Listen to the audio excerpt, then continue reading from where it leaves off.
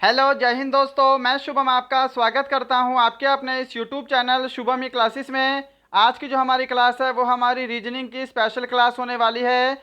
और देखिएगा, आप सभी जीके जीएस मैथ्स वगैरह पढ़ते रहते हैं, परंतु आप सभी रीजनिंग पर बहुत कम फोकस करते हैं। इसीलिए हमारी हफ्ते में एक दिन रीजनिंग की क्लास हमेशा होती है, जिससे कि आपकी रीजनिंग भी अच्छे से प्रैक्टिस में रहे और आपके रीजनिंग में भी अच्छे नंबर आएँ। मैं ये चाहता हूं कि अगर आपके एग्जाम में 5 प्रश्न रीजनिंग के आ रहे हैं तो आपके पांचों की पांचों क्वेश्चन ठीक होने चाहिए। तो चलिए स्टार्ट करते हैं। अपना कॉपी पेन साथ में लेकर बैठिएगा। कुछ प्रश्नों में आपको कॉपी पेन की ज़रूरत पड़ सकती है या फिर नहीं भी पड़ सकती है, अगर आपकी रीजनिंग बहुत अच्छी प्रैक्टिस में है तो।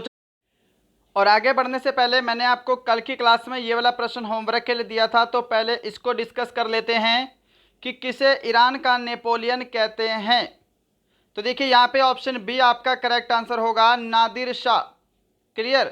अगर आपको बोलता कि भारत का नेपोलियन किसे कहते हैं, तो भारत का जो नेपोलियन है वो बोला जाता है समुद्रगुप्त को।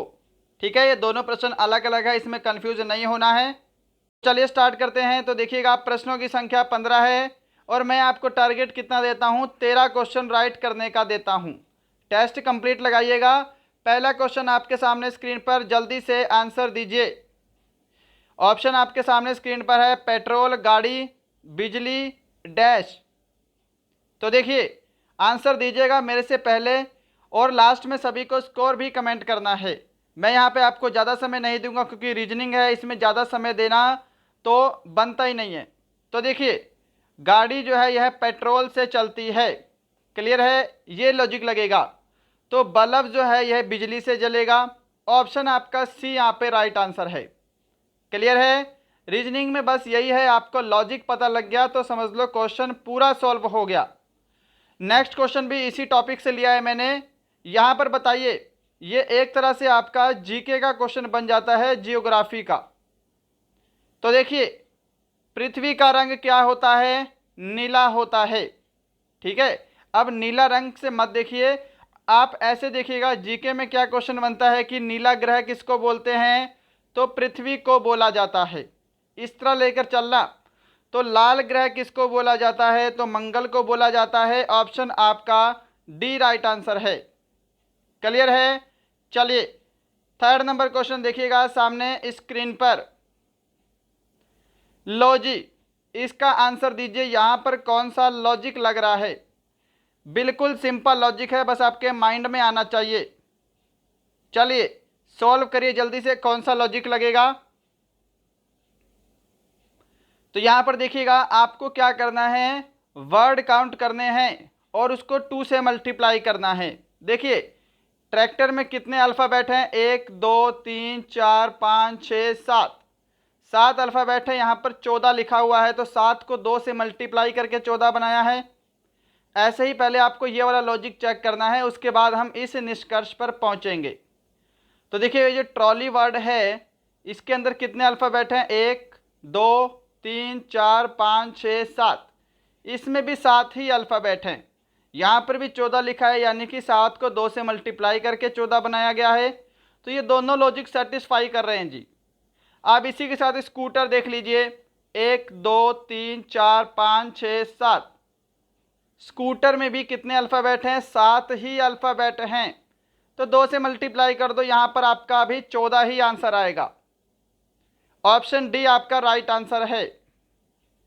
क्वेश्चन नंबर 4 देखिए सामने स्क्रीन पर। रुकेंगे नहीं, ज़्यादा समय नहीं दूंगा, फटाफट से आंसर दीजिए बस। कि यदि किसी कोड भाषा में वर्ण को ये लिखा जाता है तो वॉन्ड को कैसे लिखा जाएगा। चलिए आंसर देना शुरू करिए। तो अगर आप ध्यान से देखें तो ये क्या बन रहा है, आपका अपोजिट लेटर की सीरीज का इसके अंदर यूज़ किया गया है। अपोजिट लेटर की सीरीज का यूज़ किया है। देखिए, बी का अपोजिट क्या होता है, वाई होता है। यहाँ पे लिखता हूँ, देखो, बी यू आर एन, यहाँ पे वाई एफ आई एम है। तो अपोजिट लेटर क्या है, आपको पता है। देखिए, ए का अपोजिट क्या होता है, जेड होता है। ए अल्फ़ाबेट में पहले नंबर पे आता है, जेड लास्ट नंबर पे आता है, तो ए का अपोजिट जेड। ऐसे देखिए, बी का अपोजिट वाई है, U का अपोजिट F है, R का अपोजिट I है और N का अपोजिट M है। क्लियर है? अब यहाँ पर देख लीजिए, ये आपको दे रखा है वुंड, WOUND। देखिए W का अपोजिट क्या रहेगा? D रहेगा। O का अपोजिट L होता है, U का अपोजिट F, N का अपोजिट M और D का अपोजिट W। ये अपोजिट लेटर की सीरीज आपको याद होनी चाहिए। क्लियर?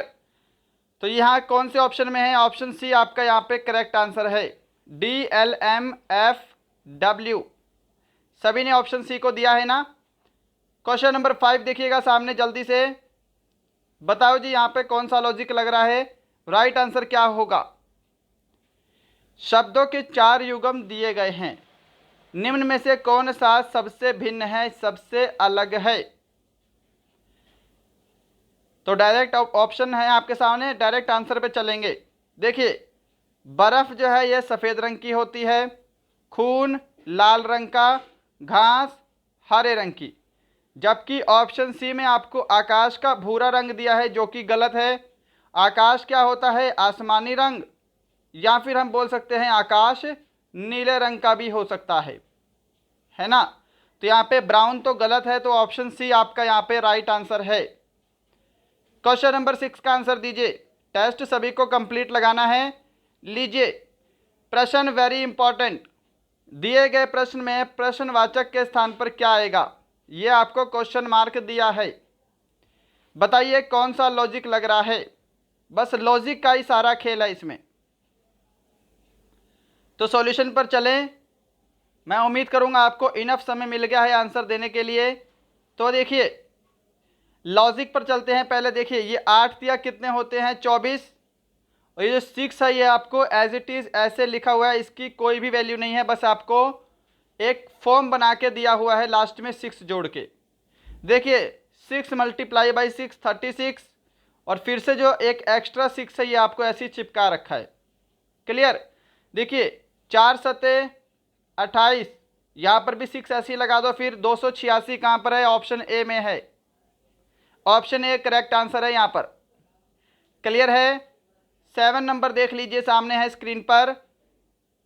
चलिए यह है आपका डायरेक्शन टेस्ट से, और बहुत ही सिंपल कि रश्मि पश्चिम की ओर सम्मुख है, वह पहले अपने दाईं ओर जाने के बाद अंत में बाईं ओर जाती है, वह किस दिशा में जा रही है? तो देखिए यह है आपकी डायरेक्शन, ये आपका पूरब है, ये पश्चिम है, ऊपर उत्तर दिशा है और नीचे आपकी दक्षिण दिशा है। आप देखिए रश्मि क्या है? पूरब की ओर मुंह करके खड़ी है, सम्मुख है। तो मान लीजिए रश्मि जो है ये इधर फेस करके खड़ी है। क्लियर है? वह अपने दाईं ओर जाने के बाद, अब देखिए रश्मि का फेस क्या है? पश्चिम की तरफ है। दायां क्या होता है हमारा? Right hand side. तो राइट हैंड साइड इसका ऊपर जाएगा, तो अपने दाईं ओर जाने के बाद अंत में बाईं ओर मुड़ जाती है। बाईं ओर क्या होता है? Left hand side. तो अभी इसका फेस ऊपर की तरफ है, इसका लेफ्ट हैंड साइड कहाँ जाएगा? इस तरफ जाएगा, इस दिशा में चली गई। सिंपल है कि वह किस दिशा की ओर जा रही है। यहाँ पे कौन सी दिशा है? तो इस साइड पश्चिम दिशा है। ऑप्शन आपका डी राइट आंसर होगा, वह पश्चिम दिशा की ओर जा रही है। आंसर दिया है ना सभी ने। चलते हैं फिर आगे। चलो जी क्वेश्चन नंबर 8 का आंसर दे दो एक बार जल्दी से। चलिए करिए जल्दी से सॉल्व। यहाँ पर क्या है? आपको कोडिंग ऑलरेडी दे रखी है, आपको ये समीकरण सॉल्व करना है। अब इसको आप समझते रहना, मैं डायरेक्ट कर रहा हूँ। देखिए इसमें शायद आपको कॉपी पेन की ज़रूरत पड़ सकती है, बट आपकी प्रैक्टिस अच्छी है, आपका माइंड शार्प है, तो उसकी भी ज़रूरत नहीं पड़ेगी। देखिए यहाँ पे मैं 7 का 7 लिखता हूँ, ये ए दे रखा है, ए का कोड क्या है? मल्टीप्लाई है। फिर यहाँ पे आपका 5 है, फिर सी दे रखा है और सी का कोड क्या है? प्लस है। फिर आपको 1 दे रखा है और फिर आपको बी दे रखा है, बी का कोड क्या है भाई? बी का कोड है आपका डिवाइड। फिर आपको 6 दे रखा है। बस ये समीकरण आपको सॉल्व करना है। ध्यान रखिएगा इसमें हमें लगाना पड़ेगा बोर्ड मास। इसमें पहले क्या होगा? आपका डिवाइड होगा, तो देखिए 1 को 6 से डिवाइड करेंगे तो ये 1/6 प्लस फिर आपका मल्टीप्लाई होगा 7 × 5 35। तो यहाँ पे 35 प्लस 1/6 कैसे लिखेंगे? 35 सही 1/6 कहाँ पर है? ऑप्शन बी यहाँ पे राइट आंसर हो जाएगा। चलिए फिर क्वेश्चन नंबर 9 पर चलते हैं। आंसर बस मैच करते जाइएगा, क्या आपका आंसर आ रहा है। क्लियर है ना? चलिए तब नेक्स्ट क्वेश्चन देख लीजिए, सामने स्क्रीन पर है आपके। क्वेश्चन है कैलेंडर से कि यदि 15 फरवरी 2018 को वीरवार था तो 18 अप्रैल 2019 को कौन सा दिन होगा? देखिए ये टाइप आपके एग्जाम में पूछा जाता है और हो सकता है कि इसी बार एग्जाम में पूछा जाए। 2 क्वेश्चन लगातार कैलेंडर के ऐड किए हैं, ध्यान से समझिए। देखिए सबसे पहले मैं आपको एक चीज समझाना चाहता हूं। यहां पर लिखा है 15 फरवरी। पहले ये चीज समझिए, जो मैं आपको लॉजिक समझा रहा हूं ये आपके बहुत काम आएगा कि 15 फरवरी 2018 आपको दे रखा है। कौन सा वार दे रखा है आपको? वीरवार दे रखा है, थर्सडे। क्लियर? तो यहां पर ध्यान रखिएगा, अगले साल भी सेम डेट को 15 फरवरी 2019 को कौन सा वार होगा? तो ये थर्सडे है, तो अगले संडे आपका फ्राइडे हो जाएगा। आपको एक दिन आगे बढ़ा देना है, बस इतना आपको ध्यान रखना है। बस यहां पर ध्यान रखिएगा, अगर ये लीप वर्ष होता है, अगर यहाँ पे 2020 दिया होता और ये 2019 होता, तब आपको 2 दिन बढ़ाने पड़ते। समझ रहे हो ना लॉजिक? कि अगर 15 फरवरी 2018 को वीरवार है तो 15 फरवरी 2019 को शुक्रवार होगा, एक दिन बढ़ाना है बस। अगर लीप वर्ष होता तो 2 दिन बढ़ाने पड़ते। इतना क्लियर है? तो देखिए हमको 18 अप्रैल तक जाना है। 15 फरवरी 2019 को तो शुक्रवार हो गया, अब कितने दिन बचते हैं टोटल वो देख लो। अब फरवरी जो है देखिए आपकी 28 दिन की है, तो फरवरी के टोटल 13 दिन बचते हैं। फिर मार्च आएगा आपका 31 दिन का, और 18 अप्रैल तक जाना है। ठीक है, टोटल डेट देख लो कितने टोटल दिन हो रहे हैं। 8 और 1 9, 9 और 3 12 का 2, हासिल 1 3 4 5 6, टोटल 62 दिन हो रहे हैं। इतना क्लियर? अब यहां पर देखिए कैसे करेंगे, इसको मैं रफ कर देता हूं, इतना तो आपको समझ में आ ही गया। देखिए टोटल है 62 डेज, और एक हफ्ते में कितने दिन होते हैं? 7 दिन होते हैं, तो वीक में डिवाइड कर लो, और जो भी आपका शेषफल बचेगा वो आपको इस फ्राइडे में जोड़ देना है, आपका राइट आंसर आ जाएगा। देखिए 7 8 56, माइनस करेंगे तो यहाँ पे 6 बच रहा है, तो ये जो 6 दिन आपका एक्स्ट्रा बचा है ये आप फ्राइडे में जोड़ेंगे, आपका राइट आंसर आ जाएगा। तो शुक्रवार के बाद आगे 6 दिन जोड़िए, शनिवार, रविवार, सोमवार, मंगलवार, बुधवार और वीरवार। तो यहाँ पर फिर से आपका थर्सडे ही आंसर आएगा। ऑप्शन डी बिल्कुल करेक्ट आंसर है। क्लियर है? मैं उम्मीद करूँगा समझ में आया होगा। देखिए अगला क्वेश्चन भी मैंने आपको कैलेंडर से ही दिया है, आपकी फिर से प्रैक्टिस करने के लिए। आंसर दे दो इसका कि 18 अक्टूबर 2003 को शनिवार था, तो 18 अक्टूबर 2005 को कौन सा दिन होगा? कैलेंडर का टॉपिक मैंने आपको नहीं करवाया है ना? अगर आप बोलोगे, डिमांड करोगे तो करवा देंगे, कोई इशू नहीं है। देखिए 18 अक्टूबर 2003 क्या है भाई? सैटरडे है। तो आप यहां पर देख लो 18 अक्टूबर अगले साल 18 अक्टूबर 2004 को कौन सा दिन होगा? अब देखिए यहां पर एक दिन मत बढ़ाना, क्योंकि 2004 क्या है आपका लीप ईयर होता है, तो 2 दिन बढ़ा दो। ये शनिवार था तो यहाँ पे आपका मंडे हो जाएगा सोमवार। क्लियर? परंतु हमको 18 अक्टूबर 2005 तक जाना है। 2004 तो ये हो गया, फिर अगले साल 18 अक्टूबर 2005 को कौन सा दिन होगा? यदि 18 अक्टूबर 2004 को सोमवार है तो 18 अक्टूबर 2005 को मंगलवार होगा, ट्यूसडे होगा। एक दिन बढ़ाना है बस। ऑप्शन आपका बी करेक्ट आंसर है। अब तो समझ में आया है कैसे करना है। ये देखिए ये सिर्फ एक टाइप है कैलेंडर की बहुत सारे टाइप बनती हैं। क्वेश्चन नंबर 11 देखिए, सिंपल सा प्रश्न है, आंसर जल्दी से दीजिएगा। क्या लॉजिक लग रहा है, बस लॉजिक ढूंढिए और आंसर आपके सामने।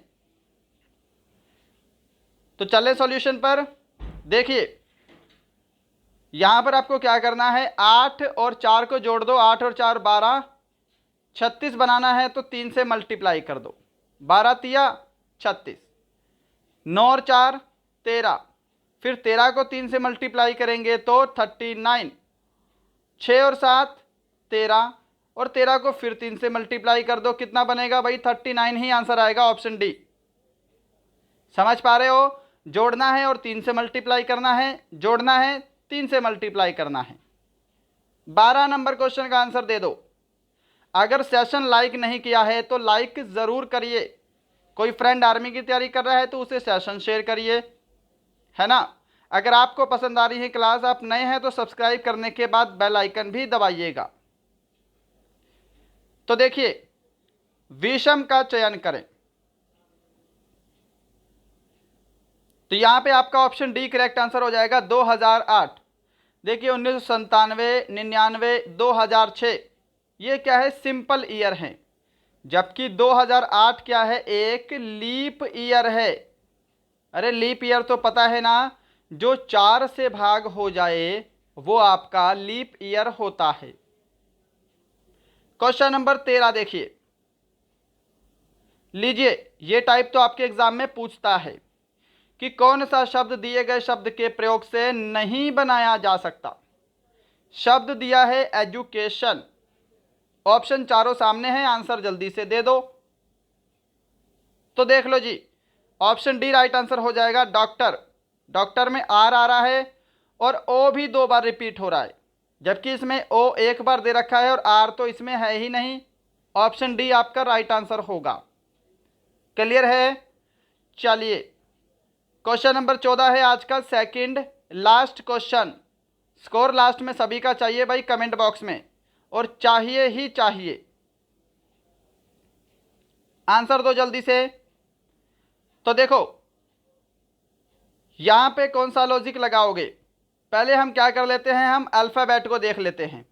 यहां पहले आप न्यूमेरिकल ऑर्डर देख लो।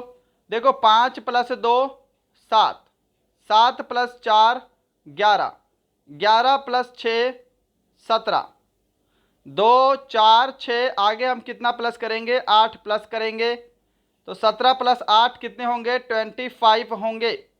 यहाँ पर तो क्लियर हो गया ना, तो यहाँ पर आपका 25 आएगा, तो ये दोनों ऑप्शन तो आपके कैंसल हो गए। अब देखो IJLO, लॉजिक देखो, आई के बाद तुरंत जे है, क्लियर।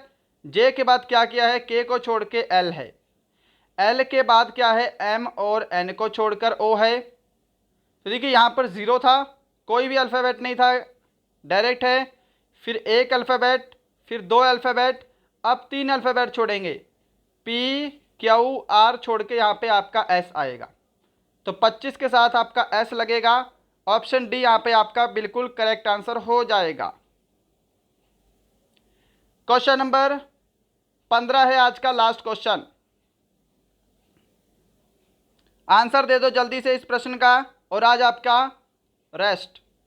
कि प्रवीणा सुरेश की नानी है, सुरेश की माता का प्रवीणा से क्या संबंध है। चलो जी देखो, इसमें तो आपको कुछ भी लॉजिक नहीं लगाना, प्रश्न तो एक बार ध्यान से पढ़ लो। क्या दिया है, सिंपल प्रश्न कि सुरेश की जो नानी है, यानी कि उसकी मदर की मदर प्रवीणा है, तो सुरेश की माता का प्रवीणा से क्या रिश्ता है।